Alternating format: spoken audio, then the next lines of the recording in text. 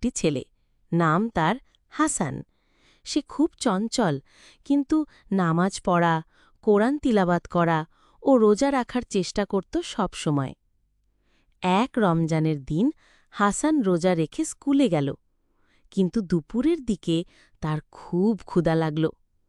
বন্ধুরা সবাই লাঞ্চ খাচ্ছে আর হাসান চুপচাপ বসে আছে।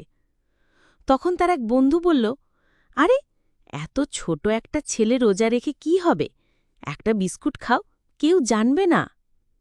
হাসান কিছুক্ষণ ভাবল, কিন্তু তারপর বলল, আমার মা বলে রোজা রাখা মানে শুধু না খাওয়া না, এটা তো আল্লাহর জন্য ধৈর্য ও নিয়ন্ত্রণ শেখা।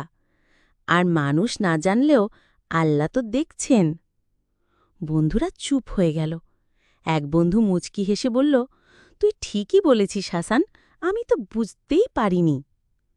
বিকেলে হাসান যখন বাসায় ফেরে, তার মা তাকে জড়িয়ে ধরে বলল, বাবা, আজ আল্লাহর খুব প্রিয় বান্দা হয়েছে তুমি। তোমার এই ধৈর্য আল্লাহ অবশ্যই কবুল করবেন। সেদিন ইফতারের সময় হাসানের বাবা বললেন, আজ আমার ছেলে আমাকে সত্যিকারের ইসলামের শিক্ষা দিয়েছে। আমি গর্বিত তোমার উপর। এরপর হাসানের বন্ধুরাও রোজা রাখার চেষ্টা করতে শুরু করল। বন্ধুরা, এই গল্প আমাদের শেখায়, আল্লাহ সব কিছু দেখেন। তিনি আমাদের ধৈর্য, সততা ও ঈমানকে ভালোবাসেন। আমাদেরও হাসানের মতো হতে হবে। এই ইসলামিক গল্পটি শিশুদের শেখাবে কিভাবে ধৈর্য ধরে রোজা রাখা যায় এবং আল্লাহর ভয় কেমন করে মনকে সৎ রাখতে সাহায্য করে।